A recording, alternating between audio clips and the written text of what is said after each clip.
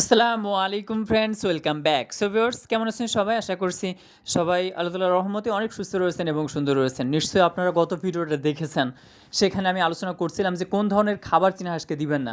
So এই ভিডিওর ভিতরে যে বিষয়টা নিয়ে আলোচনা করব সেটা হচ্ছে চীনা হাঁসের ওষুধ। এই সময়টাতে যদি আপনারা চীনা হাঁসকে ওষুধটা না দেন সেক্ষেত্রে কিন্তু বড় ধরনের সমস্যার ভিতরে আপনারা পড়ে যাবেন। অনেক সময় চীনা হাঁসের শরীরে ঘাটতি থাকে, যে ঘাটতির কারণে সঠিক সময়ে তারা ডিম দেয় না, সঠিকভাবে বেড়ে উঠতে পারে না। অনেক সময় ঠান্ডা লেগে যায়, শীতের মধ্যে ওদের অনেক ধরনের প্রবলেম দেখা দেয়। সো এই ওষুধটা যদি আপনারা দেন সেক্ষেত্রে হাঁসগুলো সুস্থ থাকবে, গরম থাকবে, ঠান্ডার মধ্যে কোনো প্রকার কোনো সমস্যা দেখা দিবে না ইনশাআল্লাহ। সো আশা করি বিষয়গুলো আপনারা মনোযোগ সহকারে শুনবেন। চ্যানেলের মধ্যে নতুন হয়ে থাকলে অবশ্যই চ্যানেলটি সাবস্ক্রাইব করে রাখবেন এবং আমাদের ভিডিওতে একটি লাইক দিবেন। মূল্যবান মতামত আপনি আমাদের সঙ্গে শেয়ার করতে পারেন। চীনা হাঁস সম্পর্কে যদি কোনো প্রশ্ন থেকে থাকে কমেন্ট করবেন, পরবর্তীতে আরেকটি ভিডিওর ভিতরে সে সম্পর্কে আলোচনা করার চেষ্টা করব ইনশাআল্লাহ। উন্নত মানের খাবারের পাশাপাশি নিশ্চয়ই কিছু ওষুধের প্রয়োজন হয় চীনা হাঁসের। আর এই ওষুধটা যদি আপনারা সঠিক সময়ে সঠিক পরিমাণে দিতে না পারেন, সঠিক সময়ে আপনার হাঁসগুলা ডিমে আসবে না। যখন সঠিক সময়ে ডিমে আসবে না তখন আপনি লসের ভিতরে পড়বেন। এজন্য এই বিষয়গুলো আমাদের জানা থাকা খুবই জরুরি। সো ভিউয়ার্স, দেখা যায় যে আমাদের হাঁসের বয়স 8 মাস হয়ে গিয়েছে, ডিম দিচ্ছে না। অনেকে আপনারা কমেন্ট করছিলেন এবং বলছিলেন যে ভাই আমার চীনা হাঁসের বয়স 8 মাস হয়ে গিয়েছে, 9 মাস হয়ে গিয়েছে, এরপরেও ডিম দেয় না। এটার পিছনে কারণ কি? অনেকগুলো কারণ রয়েছে। অন্যতম কারণ ভিটামিন এবং ক্যালসিয়ামের ঘাটতি। ভিটামিন এবং ক্যালসিয়ামের ঘাটতি যদি ছোটো থেকেই থাকে সেক্ষেত্রে পরবর্তীতে দেখা যাচ্ছে যে হাঁসগুলো সঠিক সময়ে ডিম দিচ্ছে না বা দিবে না। সো এই জন্য কী করতে হবে, ছোটো থেকে ওদেরকে ভিটামিন এবং ক্যালসিয়াম দিতে হবে। আমি আজকে যে ওষুধটা ওদেরকে দিয়েছি সে ওষুধটার নাম হচ্ছে ভিটামিন B54।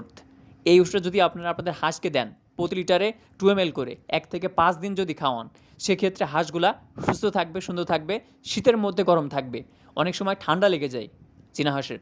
যদি ওদের শরীরটা গরম থাকে সেক্ষেত্রে ঠান্ডা লাগবে না, কবুতর অসুস্থ হবে না। চেষ্টা করবেন হাঁসকে 9টার পরে ছাড়তে। অনেকে আমরা কি করি 7টার দিকে, 6টার দিকে, অনেক সময় 7টার দিকে, 8:30টার দিকে, 8টার দিকে হাঁসগুলো ছেড়ে দিই। এটা ভুলেও করবেন না। আপনারা আপনাদের হাঁসগুলো ছাড়বেন 9টা 10টার দিকে। এই 9টা 10টা পর্যন্ত আপনি আটকে রাখবেন, আবদ্ধ অবস্থায় রাখবেন, কোনো প্রকার ঠান্ডা বাতাস যাতে ওদের স্পর্শ না করতে পারে এই শীতের ভিতরে। বিশেষ করে দেখা যায় যে শীতের যে শুরুটা এটা কিন্তু ওদের জন্য অনেক ভয়াবহ আকার রূপ ধারণ করে। যখন আবার এই ওয়েদারের সঙ্গে হাঁসগুলা মানিয়ে নেয়, কোনো ধরনের কোনো সমস্যা দেখা দেয় না। প্রথম দিকে সমস্যা হয়, আর যখন শীত চলে যাচ্ছে সেই সময়টাতে দেখা দেয় এই সমস্যাগুলা। সো এই সময়টা যদি আপনি সতর্ক থাকতে পারেন, এই ওষুধটা যদি দিতে পারেন, সেক্ষেত্রে আপনার হাঁসগুলো সুস্থ থাকবে, আপনার কবুতর সুস্থ থাকবে, আপনার মুরগিগুলো সুস্থ থাকবে। এগুলো কন্টিনিউ করেন এবং চেষ্টা করবেন হাঁসকে ভালো মানের খাবার দেওয়ার জন্য। পচা খাবার দিবেন না এবং হাঁসকে অপরিষ্কার পানি, ময়লা পানি এগুলো খাইতে দিবেন না। যদি পানিটা অপরিষ্কার হয়ে যায়, ময়লা হয়ে যায়, সঙ্গে সঙ্গে আবার আপনারা কলের যে নতুন যে পানি রয়েছে, টিউবওয়েলের যে নতুন পানি রয়েছে এই পানিটা দিয়ে দিবেন। চেষ্টা করবেন একটু গরম পানি দেওয়ার জন্য এই শীতের মধ্যে।